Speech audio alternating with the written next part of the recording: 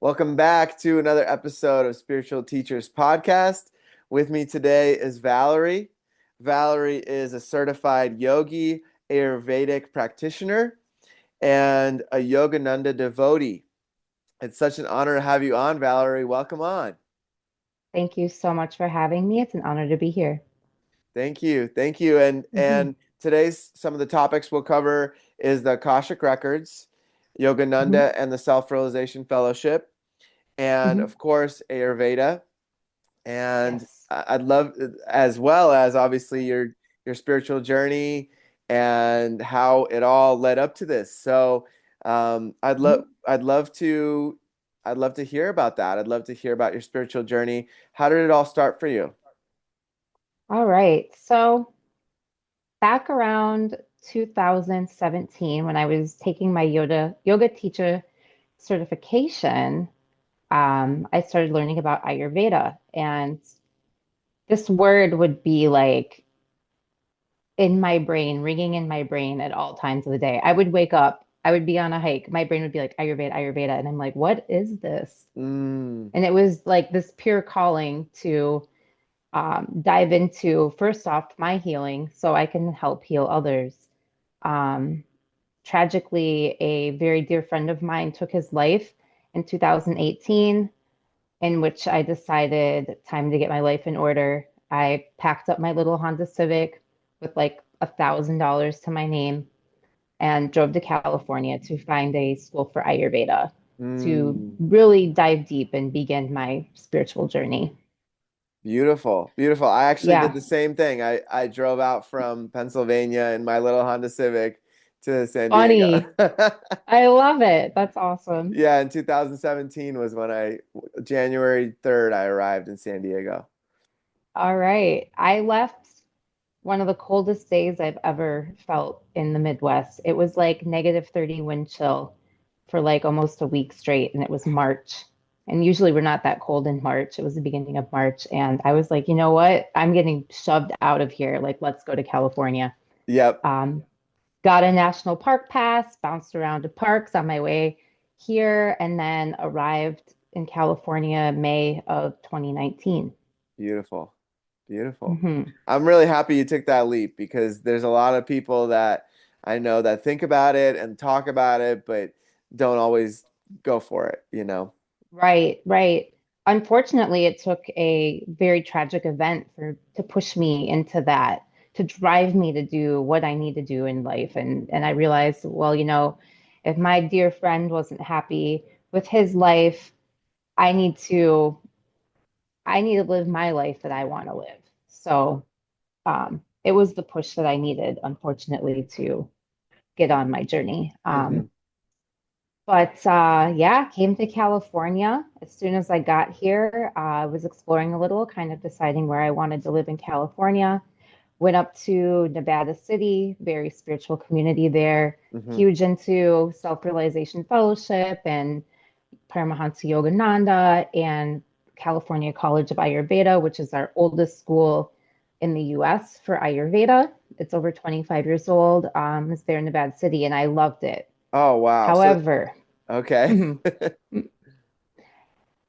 I knew it was going to get cold there eventually. And part of the reason of me moving to California was I'm like, I'm done with winter. Hmm. For But sure, sorry, for what? sure.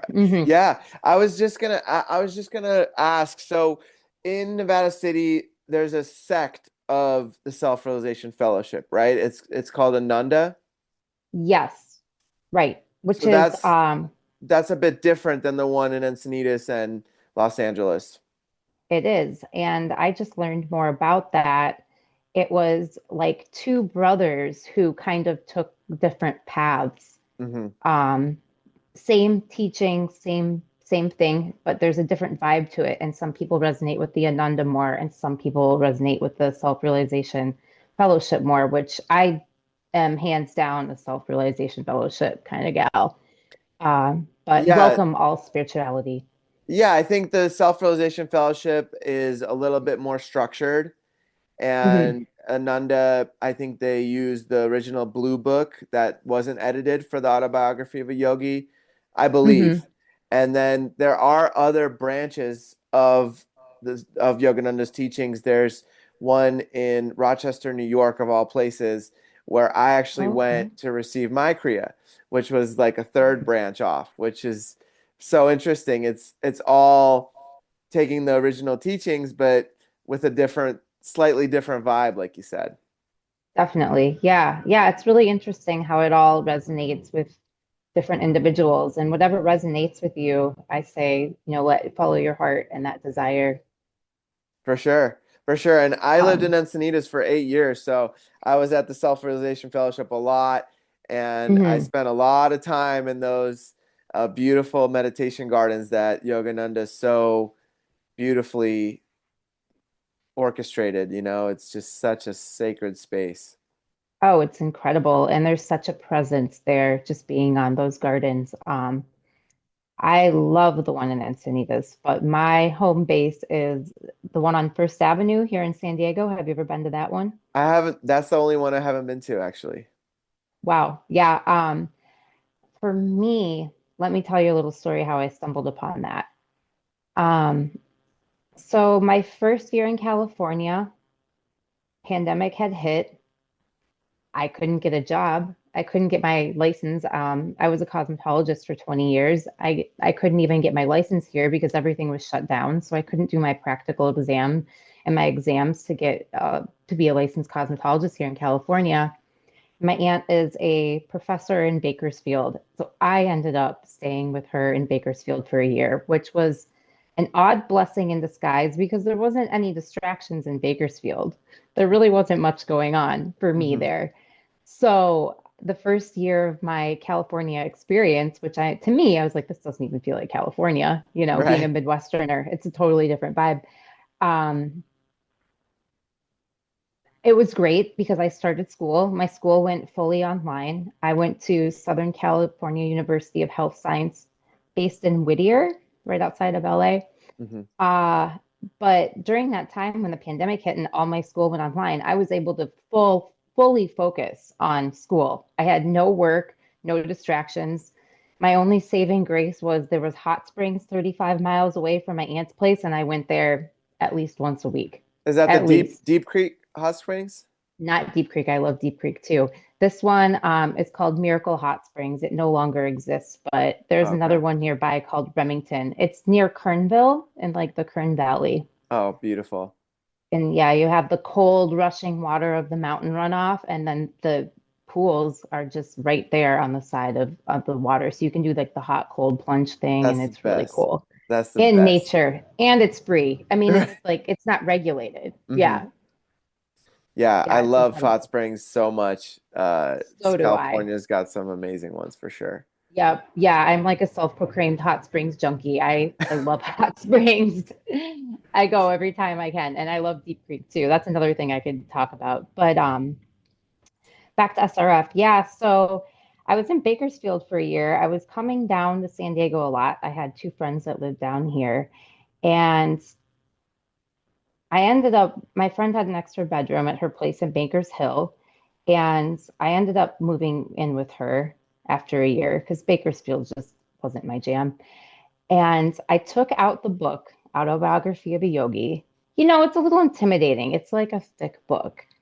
So I took it out after carrying it around with me for, I don't know, a few years, Hmm. put it on her coffee table, and I'm like, I'm going to go for a hike in the canyon. When I get back, I'm going to start that book. I'm like 3 blocks from her house, and I look up and I see the sign that says Self-Realization Fellowship. And I'm like, no way. Walk onto the grounds, and here it's like the first temple Yogananda ever built in San Diego in like 1946. And I was like in awe. I was like, okay, obviously, like this could not be more of a divine message. It's like slap me in the face, right? Like Right. here it is. Here's SRF. Um, I looked at the like itinerary, and that was on a Friday. That Saturday, they had like temple service day. I had no idea what it meant. I just showed up at 9 o'clock. Everyone looked at me like, who are you? I've never seen you before. And it was like, you help clean the grounds and keep everything looking pristine. And I showed up for that. And everyone's like, wow, we have people that have been coming here for years and have never shown up for this. You've never been here before, and here you are.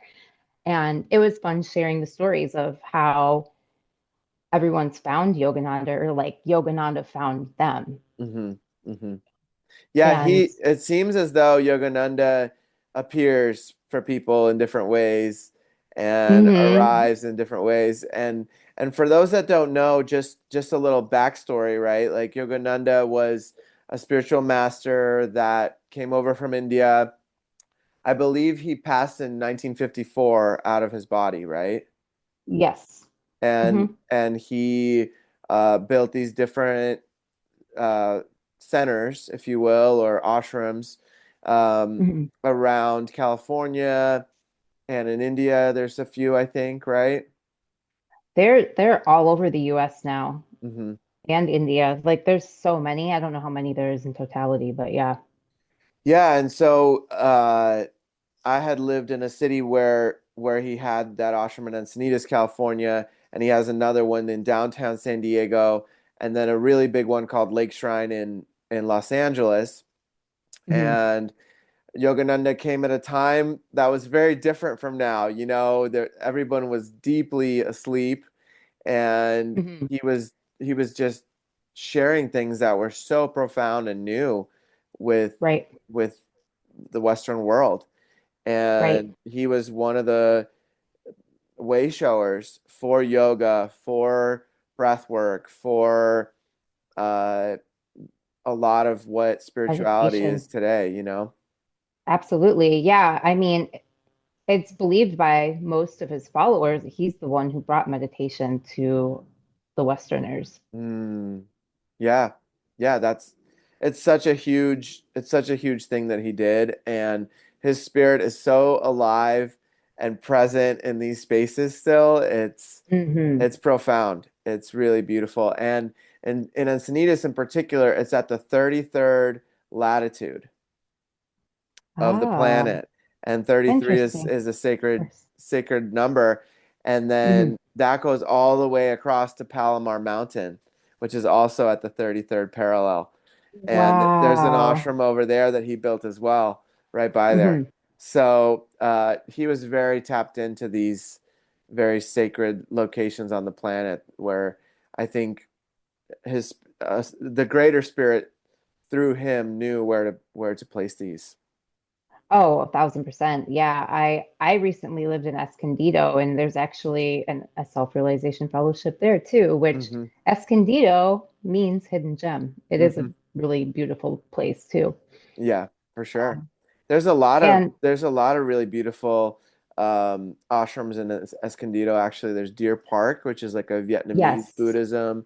There's a yes. Tibetan Buddhist temple that um, the Dalai Lama stays at when he comes to San Diego. Those are the two other big ones that I know of over there. There is one more too, and it's Thought Nhan Hach. Yeah. Hmm. He also has a temple there. Is that the Buddhist one Yeah, I we were think so. talking about? I think so. Okay, yeah, yeah.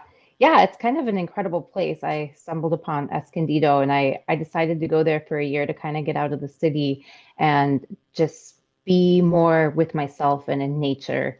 And it was a great year. I just moved back down to San Diego in January. Beautiful.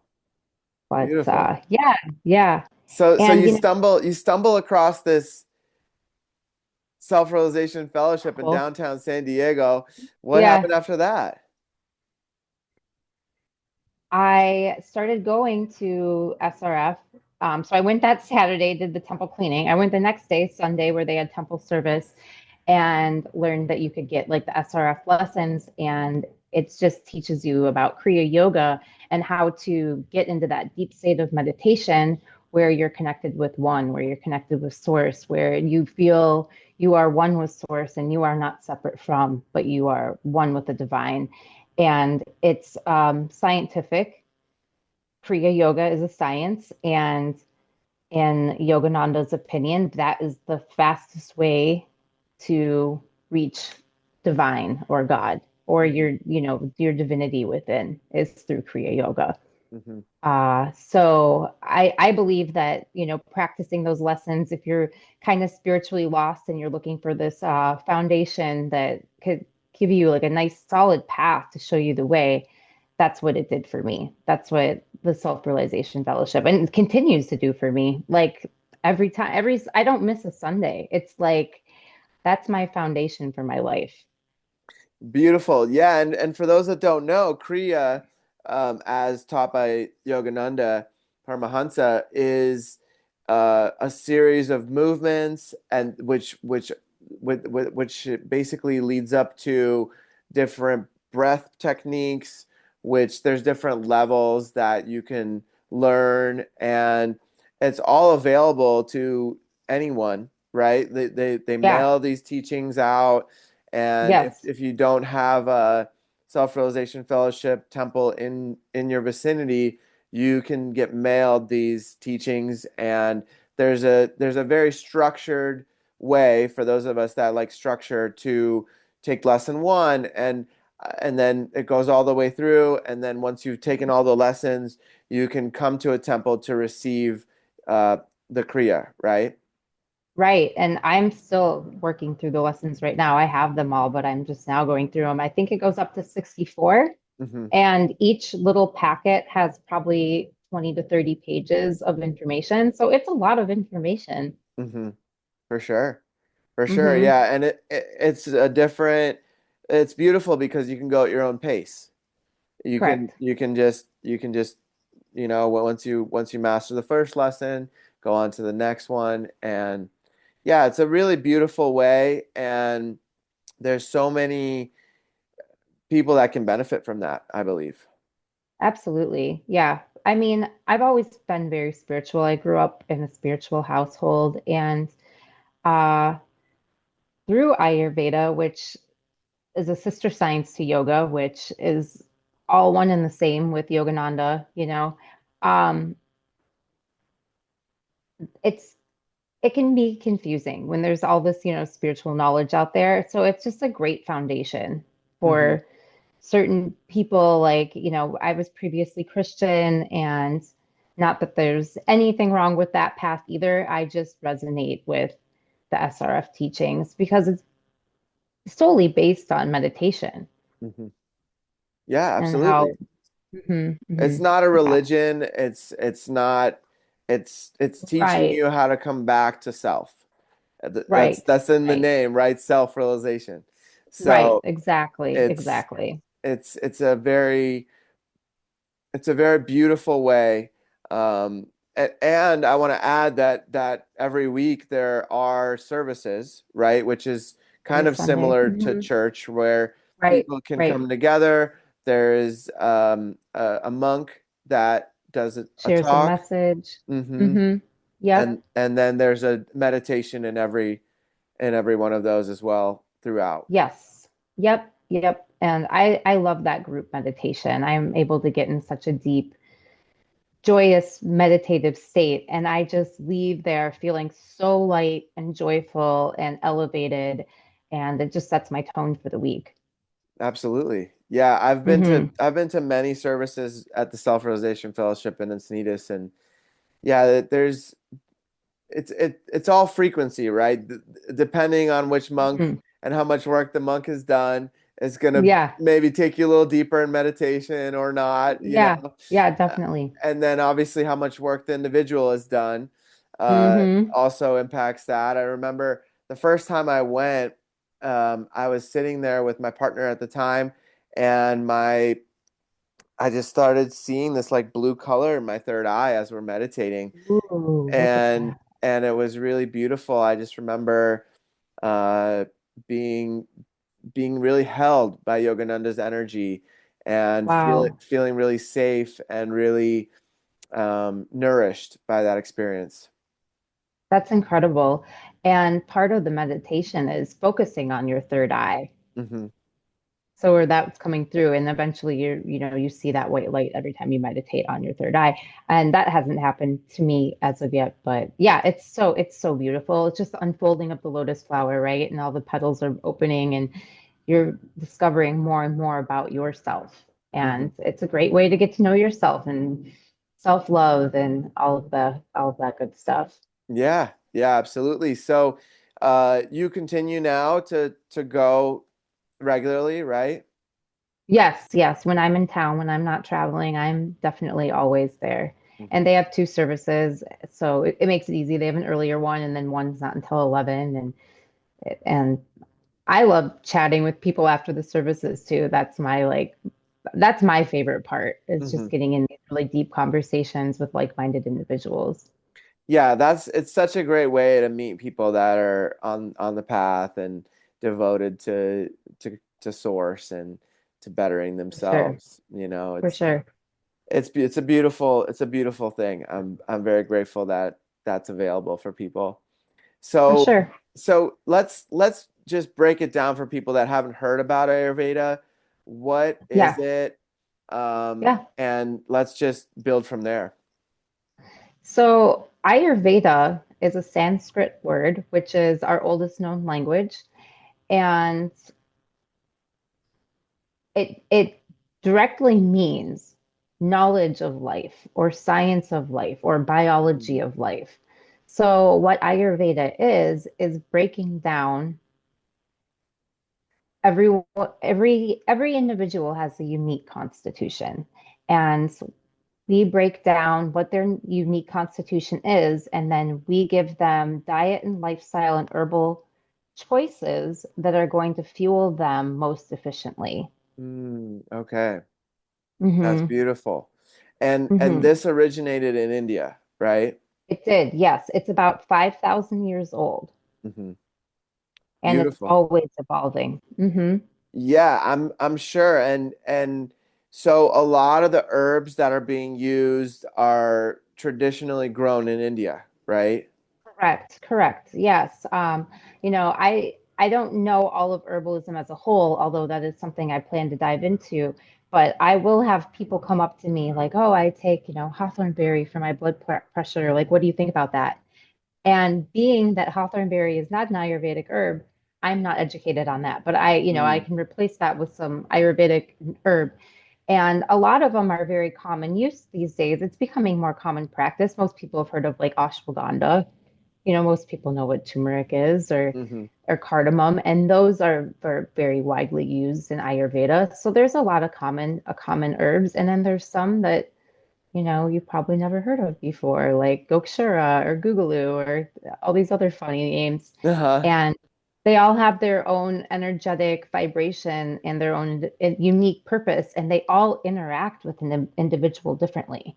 You and I could take the same herb, but it's going to interact with you differently than it interacts with me. And that's why we find out the individual's constitution first, and they are broken down into what we call another Sanskrit word, doshas, which just means your unique constitution. Hmm. And it's doshas are like the energies or the elements. So everything in Ayurveda is based on the five elements: water, air, fire, or earth.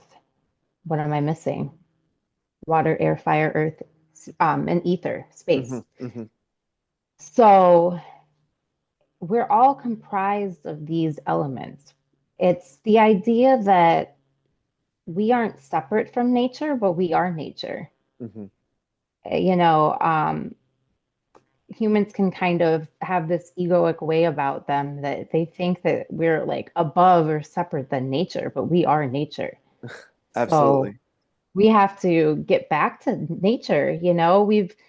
Our society has grown so far away from that. And in the 70s, there was a big yoga movement. If I say yoga, everyone knows the word yoga. Hmm. If I say Ayurveda, very few people know what Ayurveda is. Exactly.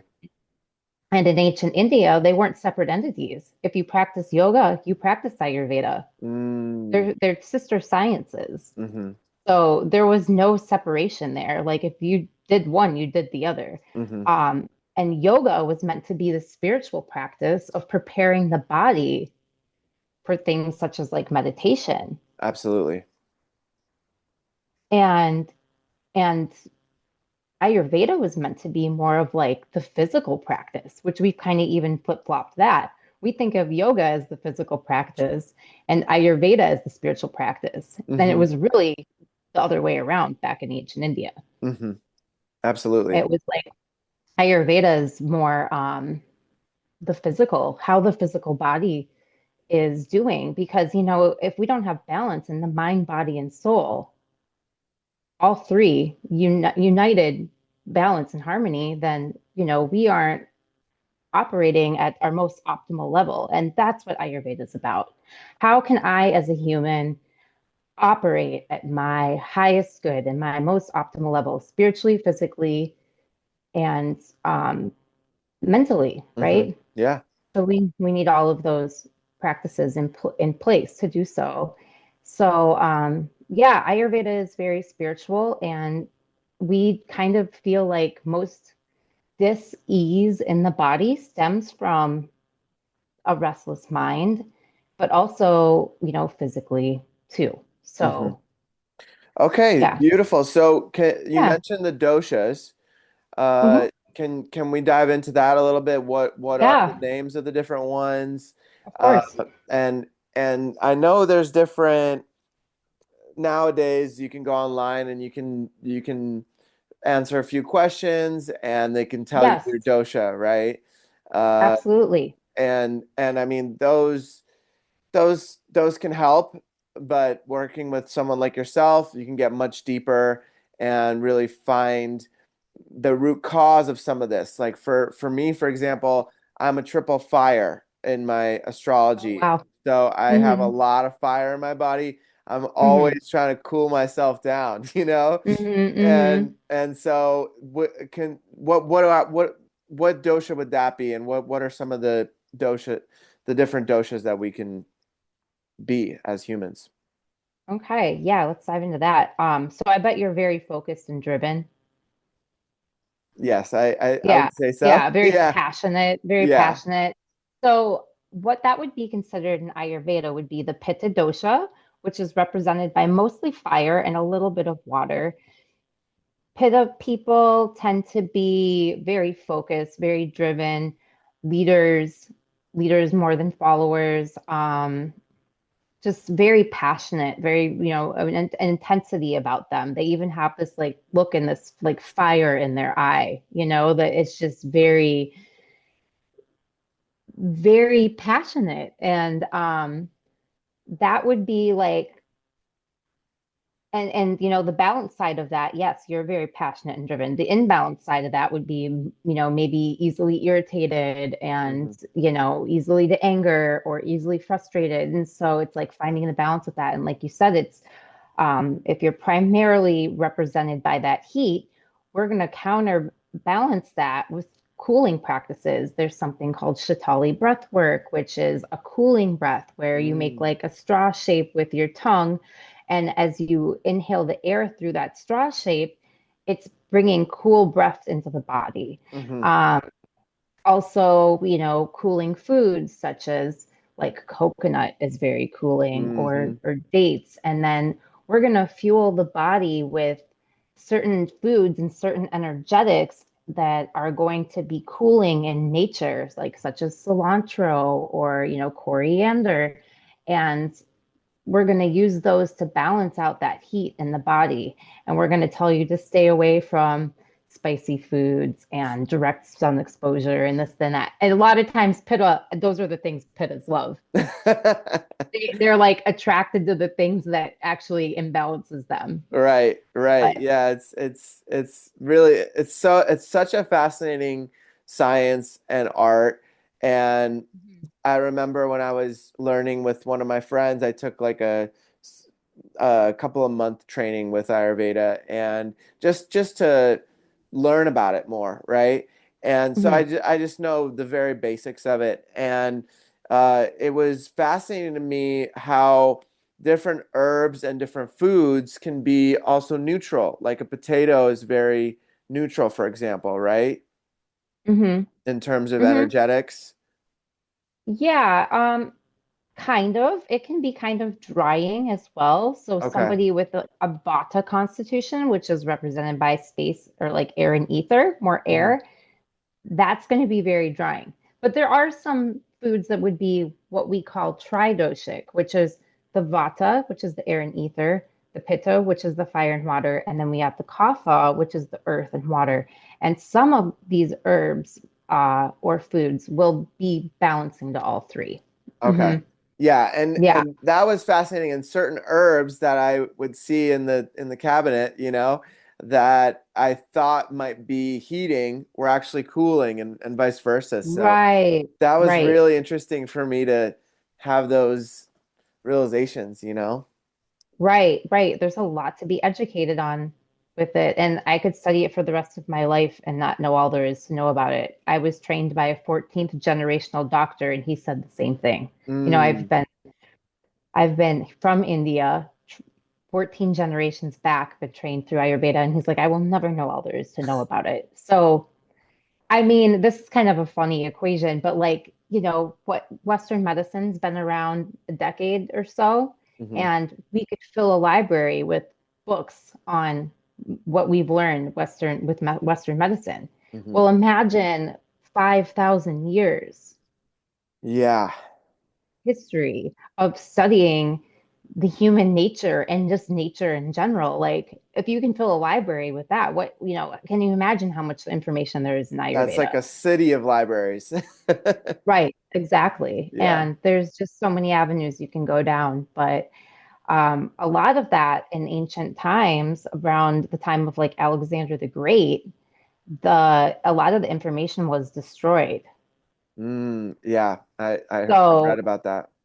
yeah, which is really sad and also interesting. But they were, scribing the words in Sanskrit.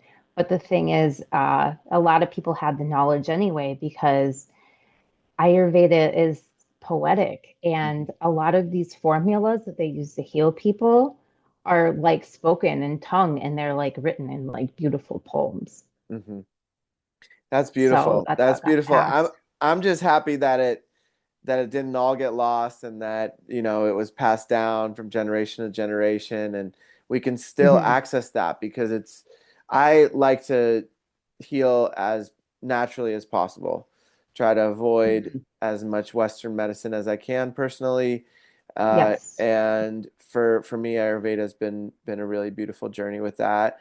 And for Right. me, the next topic question about this is that Hmm. comes into mind is when you look at a person, Hmm. different people show their Ayurveda in the way that they look, right? Like they're And the different way they're doshas, structured. right? Absolutely. Yeah. Like a Vata person who's represented by air and ether, they're going to be really thin. hmm They're going to have long, narrow limbs and bones and thinner hair. They're going to be more high energy. They get worried easily. They have more anxiety because think about mobility of air. hmm It's very mobile. It's the strongest of all the elements hmm because air and ether can move any other element. So it can be a very interesting dosha to balance because it's so mobile, it's so energetic, but that also is a cause for easily burnout. So hmm with somebody with a Vata constitution, and you can be a combination. You can be a mixer. You can be tridoshic. You can be all three. You can be mostly Vata with a little Pitta or whatever, what have you. They're all interchangeable because we're all our own unique combination of all of them. Although we all have all three of them in us. But yeah, structurally, you can look at somebody in thin, tall, lanky, maybe, fast moving. That's going to be more of a Vata person. hmm If you're looking at a Pitta person, they're going to be like toned, you know, athletic in hmm structure.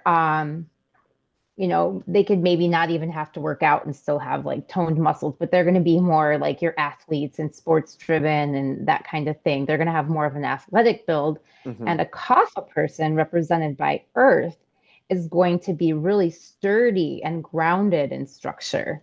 Wide And hips, wide hips for women is very kapha, right? yes, right, right. Think of like a tree, hmm like stability and strong foundation. Yeah, like thicker limbs, wider hips, supple skin, very grounding in energy, very motherly in energy. hmm Um, more even the tone of their voice is going to be more smooth, whereas a Vata person, they're going to have this kind of maybe like raspiness to their voice. It's really interesting once you start diving into it. Whereas a pitta person, their voice, they're going to speak very precise, Mm, and they're very like articulate, if you will. hmm So yeah, you can, as you become a practitioner, you start looking at everything, and not even people. You'll look at animals, plants, everything. You're like, oh, that's vata, that's pitta, that's kapha.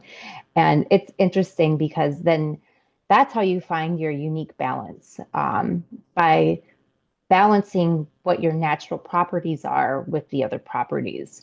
Um, you know, like for a kapha person, for example, they could, since they're so strong and sturdy and structured, they can also lean towards like inertia or like being a little lazy. So they need the mm, energy of vata, the mobility, and then the fire of pitta to get them revved up and going. hmm So hmm we're going to give them foods and herbs, energetics that are going to give them that fuel that gets them fired up. Otherwise, they can have a tendency to, be on the lazier side.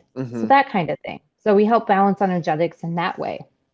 Yeah, so this is so interesting, and it brings up a question. We have this epidemic of obesity in America, right? Hmm. Hmm. So, would you say that the kapha energy is just taking the reins with these people, or if they were to stop eating the junk food and the Pepsi, would they naturally just become more pitta or vata, or how, that was just Yes, a really interesting question. that is very interesting. And don't even get me started with Ozempic. I just think it's literally like the opposite of Ayurveda. It completely stifles your digestive fire, where we're trying to balance your digestive fire. It's literally the main cause of dis-ease in Ayurveda would be stifling the digestion. That's what Ozempic does. Anyway, that's a side note.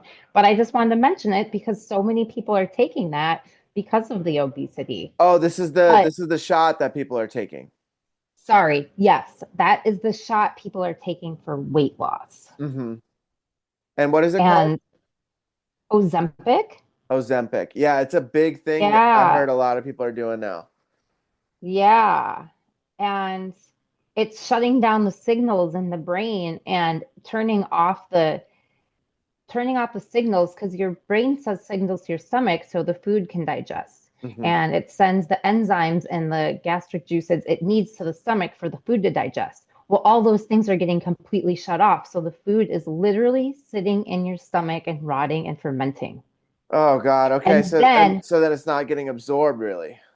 well, it does get absorbed, but you're absorbing the rotted, fermented food. Mm, That's why everyone who's on these weight loss, there's a bunch out there now besides just Ozempic, that's a name brand. But if you look at people that are on these, they're gaunt, they're dull, they have dark circles around their eyes because your body's trying to make tissue out of the food you consume.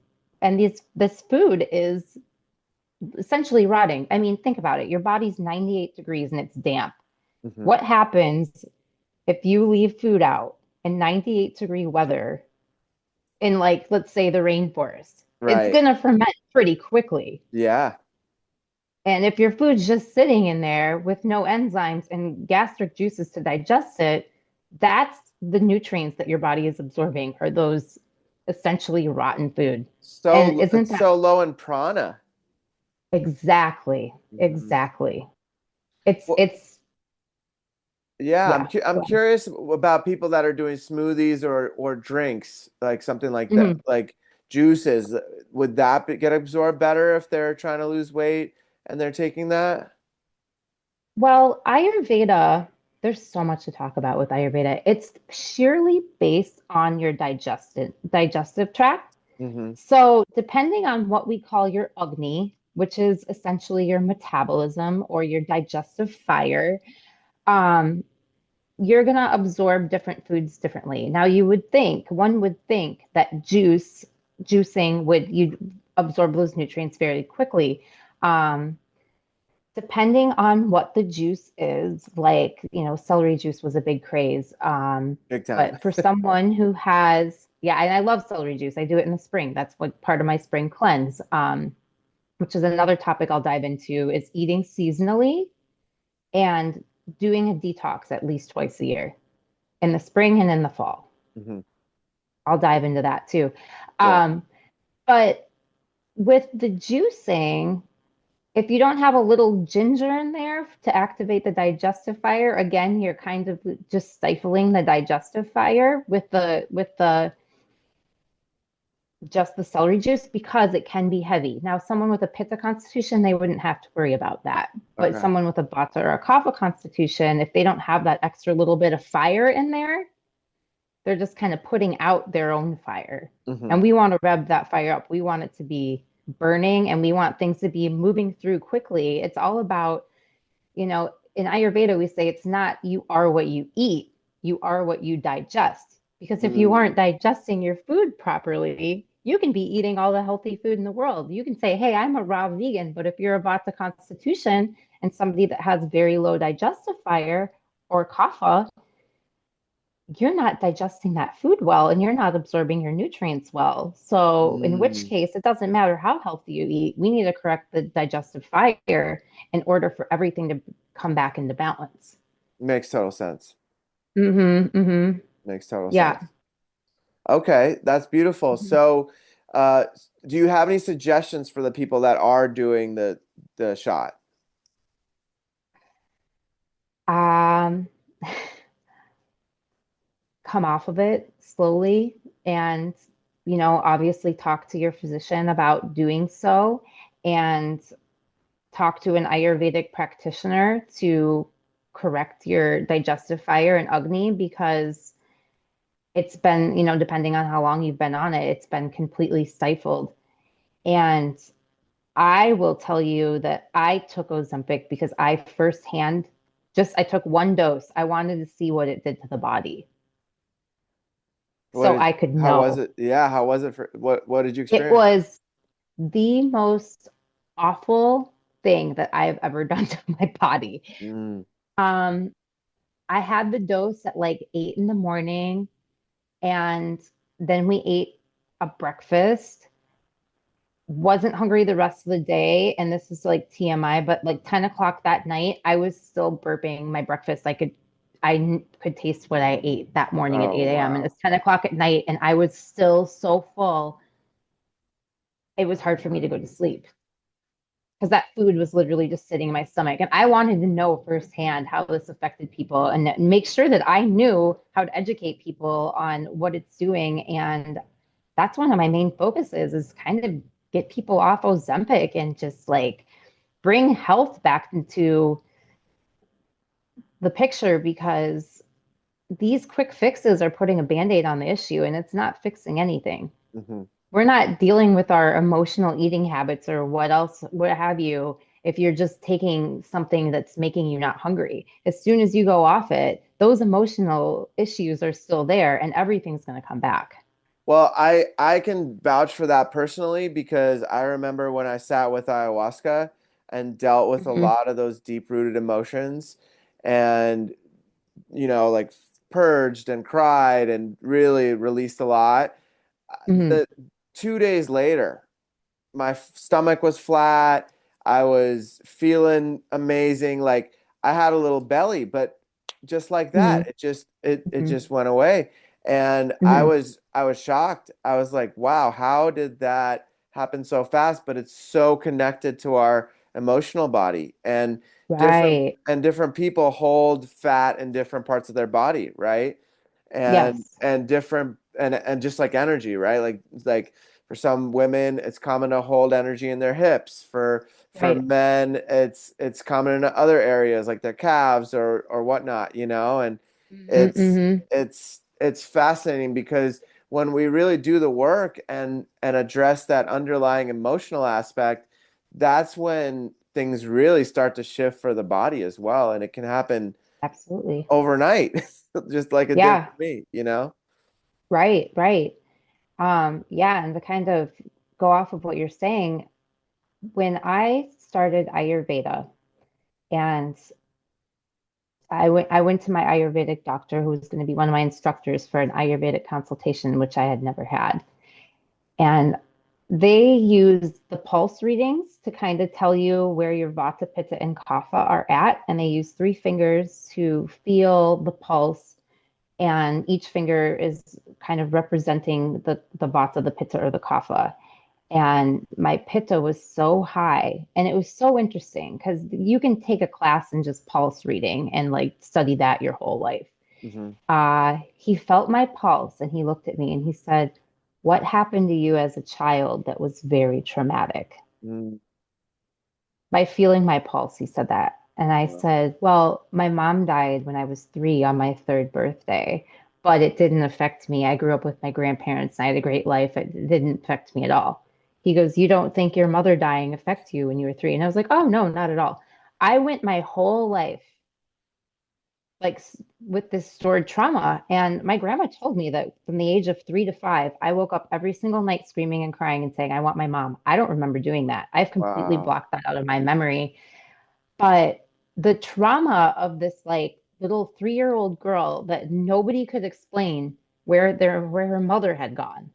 No, nobody could explain this to me. Nobody, and I had not thought that that affected me my entire life until I started diving into Ayurveda and spirituality because I had all this stored trauma and I lived majority of my life in fight or flight mode. Hmm. And I'm still transitioning out of that. I'm I just turned 40 in February and I'm still releasing that trauma of that little 3-year-old girl who lost her mother. I mean, And that's a that's what Ayurveda huge, can do for you. yeah, it's such a huge, it's such a huge thing at any age, right? Right.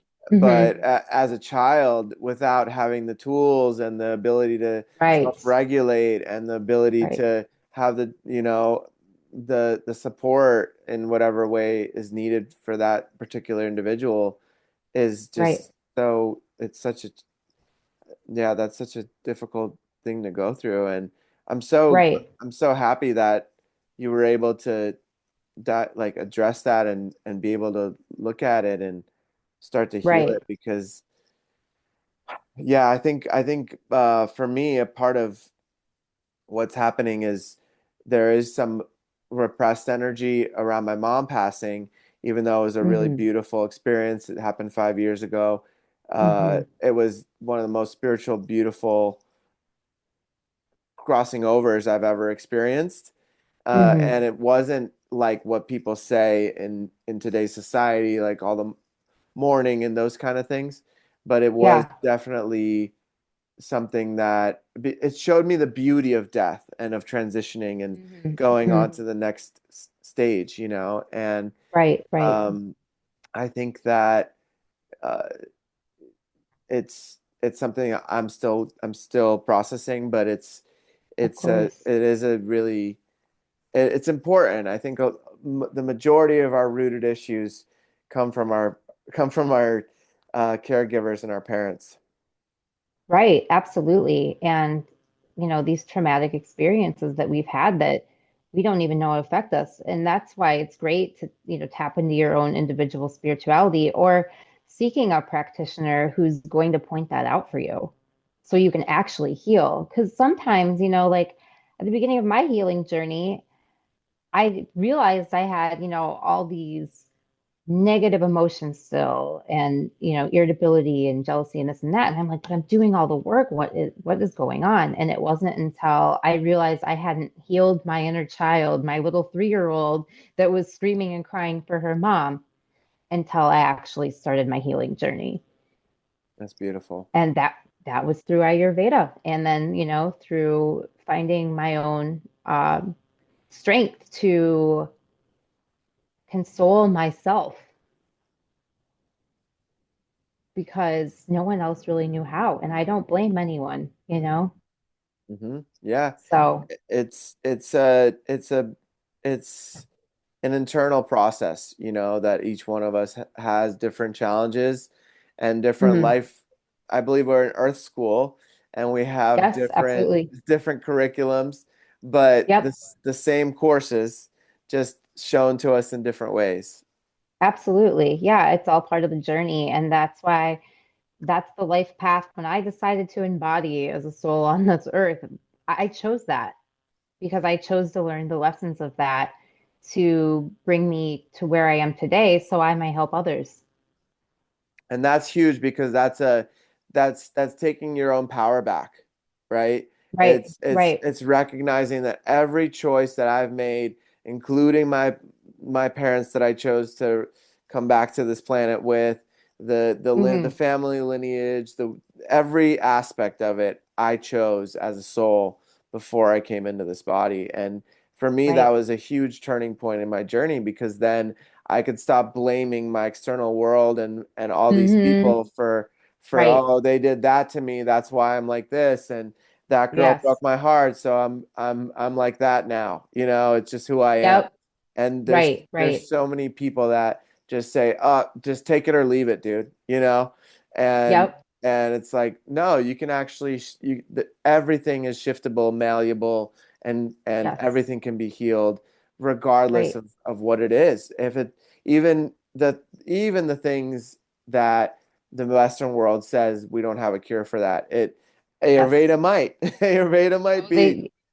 right, right. And we're not supposed to say cure, but yeah, we relieve symptoms because we get to the root cause of why they're happening. And a lot of those root causes are something to do with an emotional trauma that you might not even know that your body is holding on to. And that's why you have a physical ailment Mhm, because your subtle body is thrown off in some sort of way, which affects your physical body. mhm. And your subtle So we, body, for those that don't know, is like your aura, or we have in some traditions it's been taught that there's nine energetic bodies outside of Mhm. the physical body. So that's what you're in reference to with subtle body, Yes, right? yes. Thank you for clarifying. Yep, yeah, the sheaths and just tapping into our senses, the sight, sound, smell, touch, and doing different meditations around that and sound therapy to actually vibrate your cells at a cellular level to vibrate that trauma out of that cell. There's so many avenues you can take. Hmm. Breath work, Ayurvedic work, and all of these things are so healing. You just have to kind of find what works for you. And for me, it was Ayurveda. I knew right away. Like I said, that word would not leave my consciousness. As soon as I heard that word, it just stuck with me. And here Yeah, I am studying it. Hmm. absolutely. And I mean, for me, that's just confirmation that that's what your soul chose for this lifetime was this is the time we're stepping into this now, and Yes. it makes me think about how so much of society, not especially in America, is numbed out. They just do Hmm. anything Hmm. they can to continue the numbing, right? Like they Absolutely. numb with going to work. Oh, I'm gonna numb out from that fight I had with my wife because I'm gonna Hmm. go to Hmm. work and just ignore it. I'm gonna numb out with alcohol after work. I'm gonna Oh, numb yeah. out with TV after that. I'm gonna numb out with some weed or whatever they're doing to Absolutely. numb out. And for the people that are numbing out, they're they're not connected to their body, right? Absolutely. They're so disconnected from the body that there may be a there may be something going on, but they're not even feeling it or experiencing it. And for those people, um, from an Ayurvedic perspective, how do you start by working with those people? Just recognizing that fact Hmm. that you're not being present with yourself. I was the same way. I was a bartender for 15 years and I probably drank when I lived in Chicago, I drank like 5 nights out of the week. Hmm. And I didn't think I had a problem at all. And it was just fun to me. And I was a happy drunk and I was like, the life of the party and I was everyone's best friend. But, you know, I didn't realize that that was me escaping from and hiding from my own issues. Hmm. So I think the first step is just recognizing that there's something there and speaking with somebody, whether it be an Ayurvedic practitioner or your therapist, a non-biased person, to recognize these things, and then go from there. Hmm. Start with just recognizing that if I'm numbing out for some sort of reason, and it doesn't have to be like alcohol or drugs, like it could be somebody addicted to working out, Exactly. any kind of addiction, Hmm. and a lot of people that, oh, I'm not an alcoholic anymore, and now I'm a workout freak, but it's Right. just like you're just it's the same thing, Right. You're even just though shifting it's it gonna be into healthier. another avenue. Right. And so recognizing that there is an addiction or some sort of a numbing out happening, then you can seek the help that you need from there.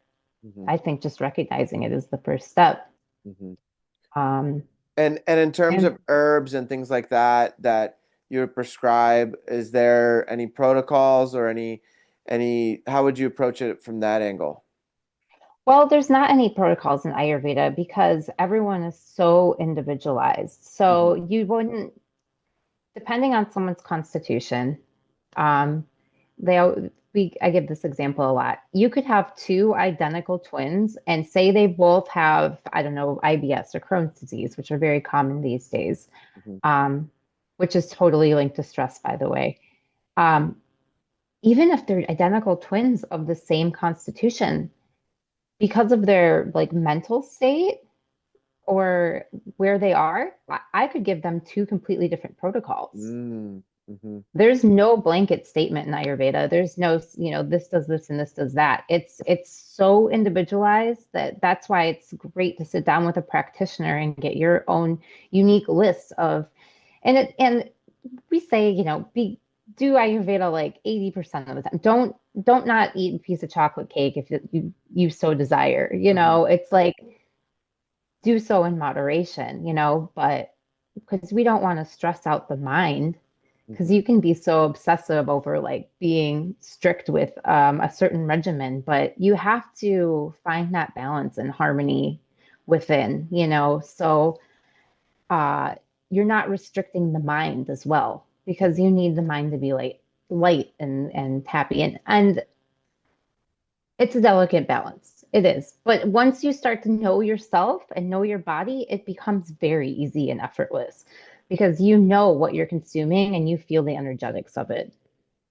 Yeah, yeah, absolutely. And I think meditation's a great tool to start with for people that want to come back to themselves, really Absolutely. reconnect with self.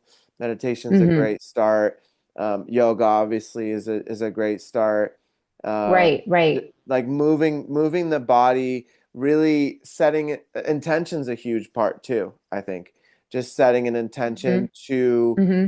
uh, figure out why the numbing is happening, why the addiction is happening, what is it Right, that I'm right, not wanting to look at, and then facing that fear with curiosity, not like, oh my God, what's going to happen to me if I look at this? Is it going to open up a can of right, worms? right, right. Yeah, And I like that. and Hmm. it's there's certain ways to do it where it's more gentle, more of that yin energy, where it's not Hmm. such a hard hit on the nervous system to go back to Right. that space. Right. Yeah, we want to keep it light. We don't want it to be heavy, but a lot of times it's hard to feel what it feels like to be fully present or embodied. So dropping in with yoga and meditation and breath work, that allows us to be present.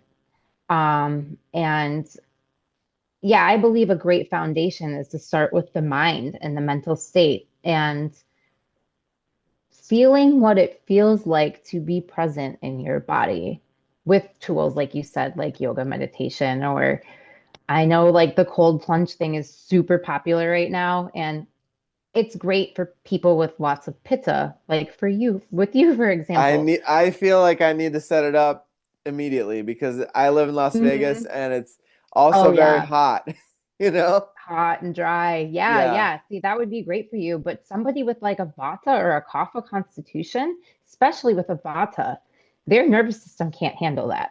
That cold plunge Mm, is not going to be good for them because we first need to nourish the body.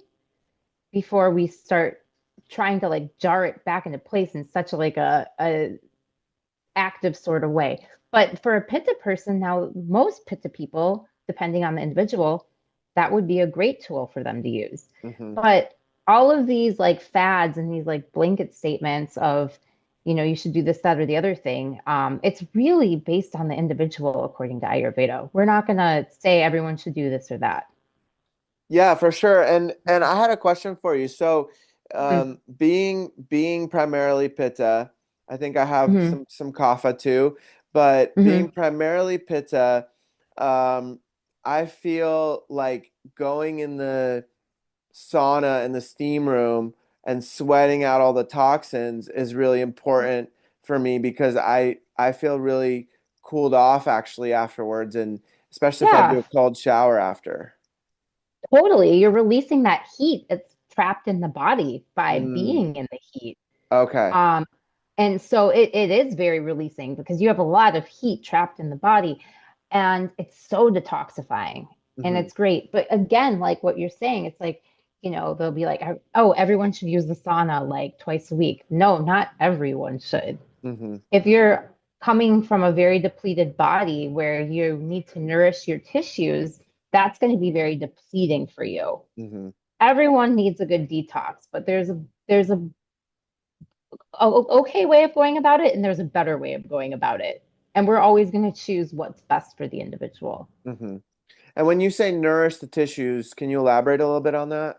I can, yeah. So according to Ayurveda, which is much different from Western medicine, your body creates tissues. There's 7 tissues in the body. So, what happens when you consume something? The first thing your body produces is your rasa. Your rasa is equivalent to like your plasma or your white blood cells. And then from there, your body produces the rakta, which is the red blood cells, or like, yeah, your blood Hmm. essentially. And when you consume something and your body starts becoming these tissues, um, we want it to be pure and clean and toxified. A lot of people can have toxicity in their blood because of their food not digesting properly. Hmm. So then from the rakta, we have the meta, which is the muscle tissue. And then we have the mamsa, which is the fat tissue. And then we have the maja, which is the nervous system. Hmm. And then we have the reproductive tissues, which is called the shukra. And your body makes these tissues in this particular order. Wow. So if you're gonna, consume something and it becomes that first tissue, if something messes up in that first process there, then that causes the other tissues down the line to have disease. And that's how disease forms in the body. Mm, Very interesting, right? yeah, that's fascinating. Mhm. I didn't know about that.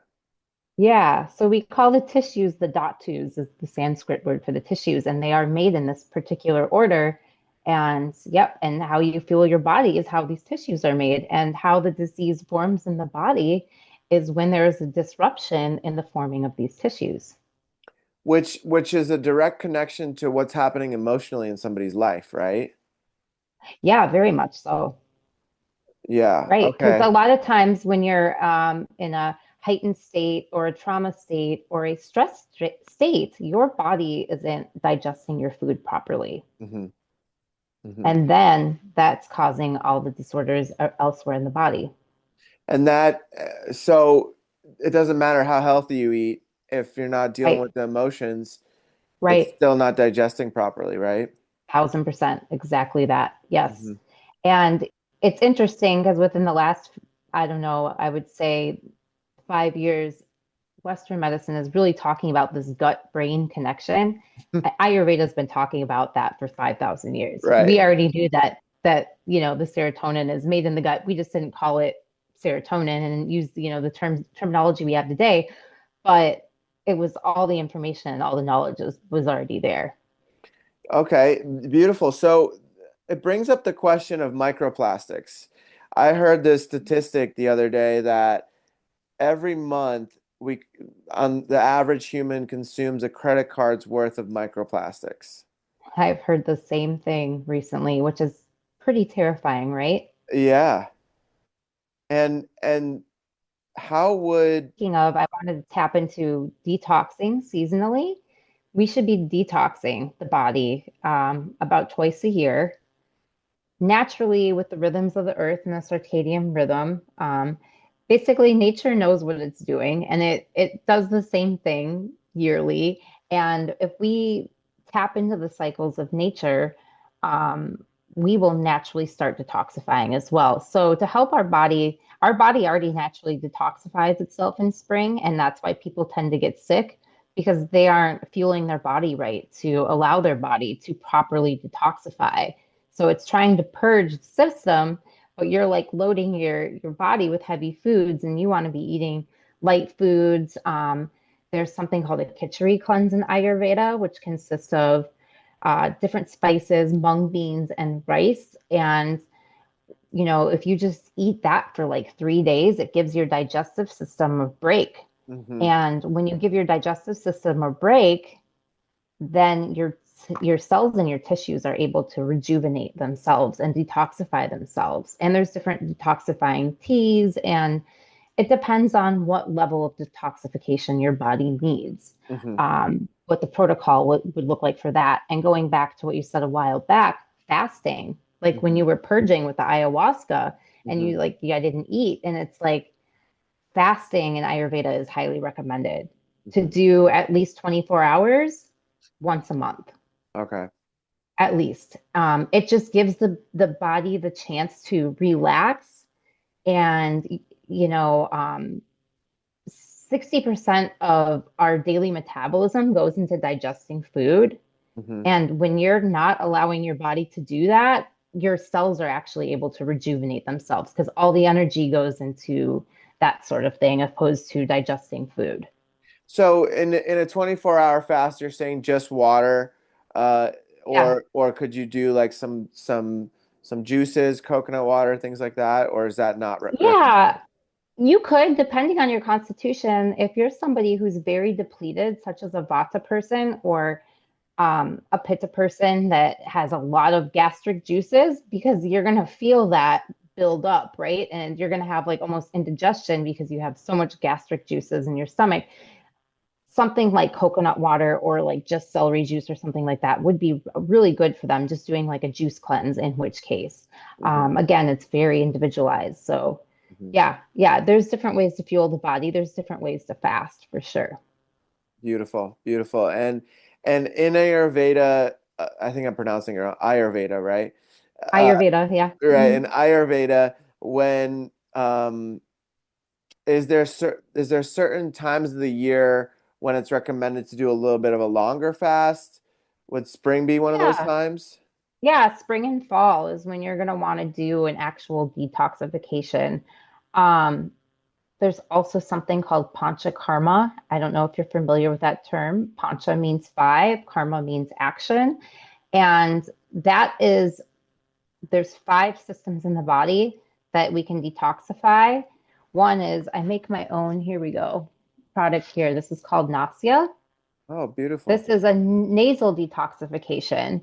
So it is primarily organic sesame oil, and then there's Brahmi oil, which is good for the mind, brings calmness and stability and cognitive memory, builds all that.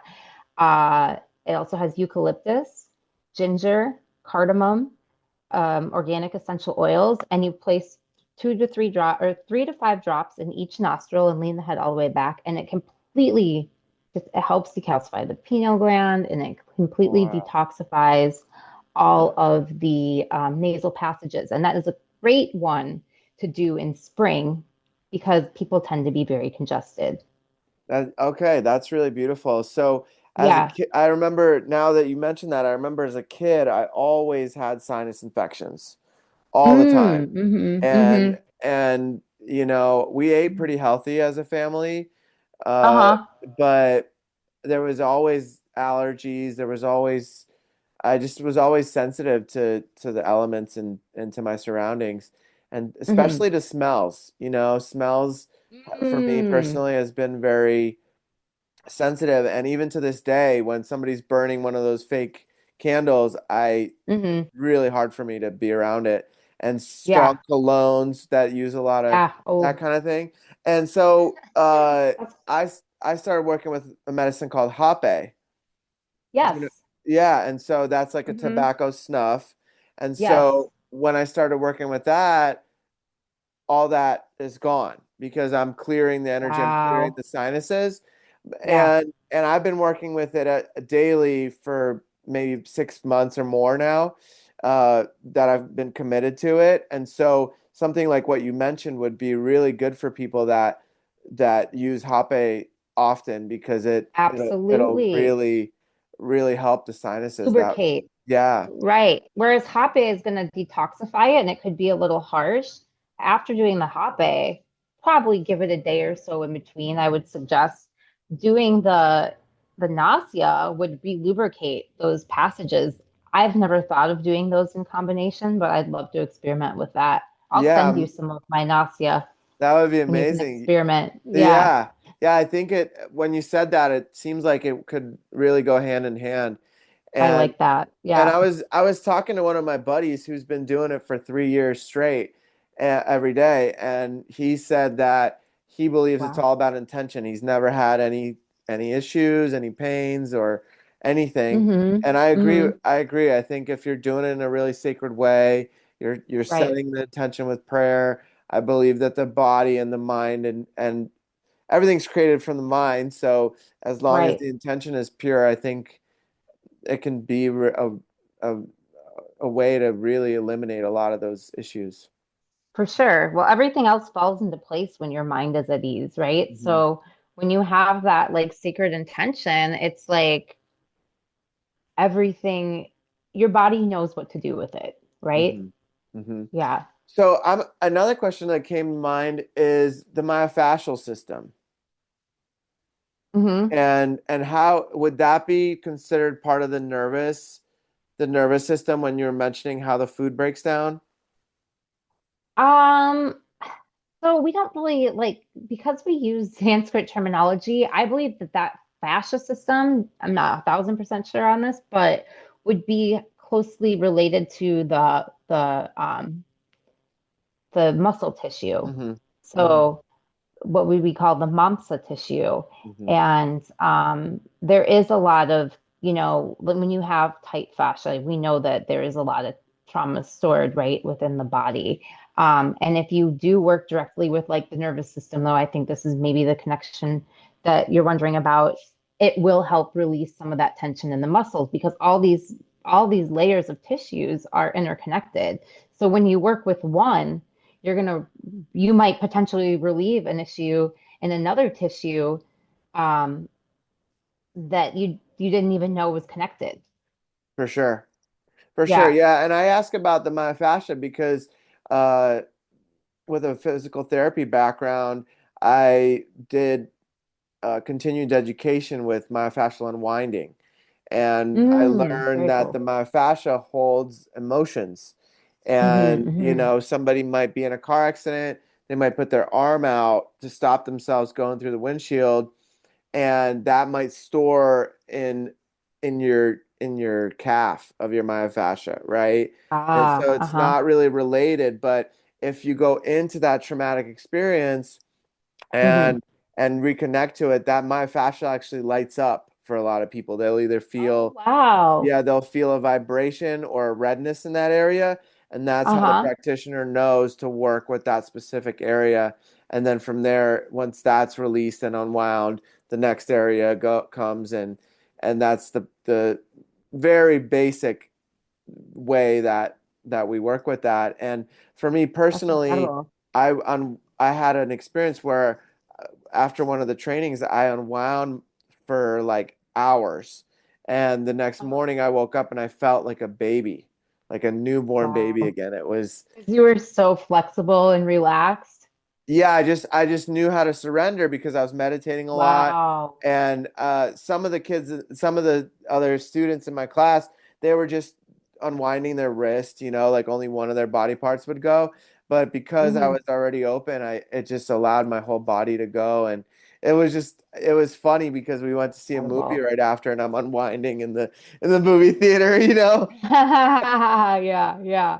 And so, yeah, Wow. to me, that's so interesting that, the plasma is formed first, right? Mm-hmm. And Mm-hmm. how, yeah, it just builds from there because, they Right. use the stem cells in the plasma in so many ways to heal the body. They'll inject it into somebody's knee or those kind of Mm-hmm. things, It's like Mm-hmm. all the joints can get re-lubricated with that. Exactly. And that's why there's certain few foods you can eat to fuel your body. If you have cracky knees and joints and poppy joints, you're that means you have dryness in the body, and that equates to a low rasa. And that rasa, aka plasma, there's certain foods such as like coconut water that we're going to give you to fuel that and build those tissues back up. Or, something like with like kind of like a slimy texture, which we use the word snigdha for that in Ayurveda, such as like soaked chia seeds, that Mm. really slimy consistency is going to help lubricate the joints. So there's different foods that we're going to fuel the different tissues of the body. And so we're going to give you those to build those tissues so everything is working smoothly and properly. Oh man, that just connected a lot of dots for me because my joints Really have been cool. popping and I've been so hot and my lips are drying out Ah, yep, and yep. and when I Heat and took a dryness. yeah, and when I had a chia seed drink, I felt amazing. Oh, I love that. Yeah. See, you're so in tune with your body. You're already tapping into those energetics Hmm. of the food. Hmm. So And I that's incredible. yeah, and I got a big case of coconut water and I was doing watermelon juice every morning just because I'm Mm-hmm. so it just feel like I just feel so hot. Right, right. Being in Vegas, absolutely. And environment is a huge determining factor. You put a pitta person that's such as yourself in a hot environment, you're going to have to do a lot more to counterbalance those Hmm. things, right? Yeah, go for those cold plunges. Maybe even make your chia seed drink with coconut water. You Hmm. know, aloe vera juice would be probably pretty I good for just you got some of too. that. I just got some of that big Awesome. jug of that. Yeah. Yeah, yeah. Um, that's gonna help fuel your body and cool, cucumbers. Think Hmm. of like, cool as a cucumber. Hmm. Cucumber juice or just cucumbers themselves in a whole would be incredible for you. Or Hmm. um, so different tastes fuel different constitutions or different doshas. And so for pitta, you're gonna want to focus on foods with a sweeter taste, like coconut water. Hmm. And by sweet, we don't mean sugar. Right. Naturally sweet. Um, naturally sweet. And you're going to do sweet, you're going to do bitter, Hmm. and then you're going to do why is this escaping me at this time? But the energetics of like the sweet and the bitter foods are going to fuel your body better and keep you cool, Hmm. if Like that a makes sense. yeah, like a lemon juice, lime water, those kind of things, right? Yes, uh-huh. And yeah, yep, exactly. That's first thing in the morning, a huge Ayurvedic. Here's a few Ayurvedic tips for a person that's new to Ayurveda. Hmm. First thing when you wake up in the morning, at least don't, at least room temperature, not cold. Warm, preferably, depending on your constitution, not for a pitta such as yourself, but lemon water Hmm. or lime water, Hmm. because what it's going to do is start detoxifying the body, and it's going to start moving that bile, and it's going to start cleansing your gallbladder and your liver, and it's just going to get things moving, and it's a gentle detoxification. So having that lemon water or lime water first thing in the morning is so important in Ayurveda. Hmm. And taking 10 minutes to stretch, taking 10 minutes to meditate. I would love, most of my clients to tell them to do it for and meditate for an hour, do yoga for an hour. Most people don't have those time, but Right. that kind of time. But even taking 10, 15 minutes to stretch your body and, become fully embodied, do the lemon water and the yoga and the meditation. And if you're like, well, I can't meditate, there's beautiful apps out there to help you now. You can look up guided meditations on YouTube, or I love Insight Timer Hmm. and these guided meditations. just help you begin the meditation process so you can, become a meditator because it's hard to tap into that when you don't know how.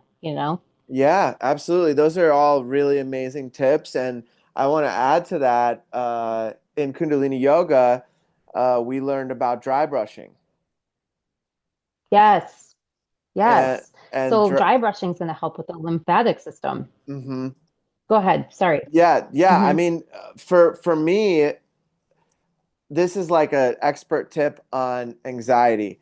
I don't have it Hmm. much anymore, but I had it the other morning when I woke up, Hmm. and I dry brushed my skin, which is like a different kind Hmm. of brush. It's not rough. It's soft, but it Right. takes off the top layers of the skin that's already flaking off, and it also It should be activates like a boar bristle. okay, right. Yeah. Sorry. I just wanted to add that, like a boar bristle brush, something in natural fiber. Yeah, Hmm. yeah, or like horsehair, right? Like something like that. Right. Right. Yeah, so, Right. and when you brush, you want to brush towards the heart. So you start, Yes. with the hands, go all the way up to the heart, start with your feet, move it up to the heart, and everything goes back to the heart. And so when I did that and then went into the cold shower for maybe a minute, Hmm. no longer, I came out of that, Hmm. the anxiety was completely gone. Yeah. Incredible, right? When we tap Yeah. into our body. And anxiety in Ayurveda is kind of associated with thinking about the future, hmm and depression is associated with thinking about the past. hmm So when we become present and we become one with our body, it helps you to come back into your body and hmm be in that present moment, right? Right. Yeah, that's Yeah, all that is happening is the anxiety is being a little bit out here, a little bit out of the body. And then when we right, come back into the body in the present moment, everything's okay. You know? right. And Yeah, the for sure, for and sure. that's all we Yep. have is the present moment. So Yes. that's the beauty of it. I think um, it's easy for a lot of people in society now to think about, oh, what do I need to be doing? Or, oh my God, I can't believe that person did that to me, Right, and those two things right, right, right right. there are taking us out of now. Absolutely. Yeah, we can be stuck as the victim, right? A lot of people like don't realize they're in this like victimhood state where it's like everything's happening to them, not for them. hmm And that's a whole nother topic and switching out of that You mean mindset. for them, not to them. Right. Yes, Right, correct. Yeah, you right, got it. You got it. Yeah, right. yeah, yeah. And that's a whole nother topic even. Yeah. So but it is a lot of today. We are so we're not embodied and we don't fully love ourselves and we're so distracted by so many external things. It's like tapping back into um that love for yourself and nature, becoming one with nature again and realizing we're not separate from, but we are one with nature, and getting back to nature. And there's a huge holistic movement happening now. I think people are recognizing that. I think Western medicine has its place, and I'm not saying anything too bad about that, but it's it's realizing that putting a band-aid on something, on a symptom, and masking a symptom is never going to get to the root cause of the disease, and you're never actually going to heal. hmm Yeah, it cycles back around and comes back and back until it Hmm. has to be faced. And Right. I saw that, I mentioned this in another podcast, but I saw that in the physical therapy world where there would be these 3-year cycles where if somebody got a knee replacement, they didn't deal with the emotions, why they needed knee replacement. Right. Then in Right. 3 years, they'd come back with another knee replacement or some sort of injury, that same knee or that lower back pain, whatever it was. And Hmm. it's cyclical. And really, when those emotions are addressed and we get to look internally, there's so much that can shift and open up in our external reality from that. Absolutely. Absolutely. It's all tied to something, and there's a lot of knee and hip replacements this day and age. Like it's a very common practice. And like you said, if you don't address that on an emotional level, it's going to come back in some way, shape, or form. Absolutely. Well, Valerie, it was such an honor to have you on Yeah. today. Thank I, you. Thank you I, for having me. yeah, I thoroughly enjoyed this, and you're Yeah. welcome back on the podcast anytime. Uh, Great. I'd love to come back. yeah, we'd love to have you come back on. It's such a it's there's so much we can talk about. I feel like we just skimmed the surface with Ayurveda, Absolutely. and Hmm. with so many other things. So, thank you so much, and we'll see you next time. Great. Thank you.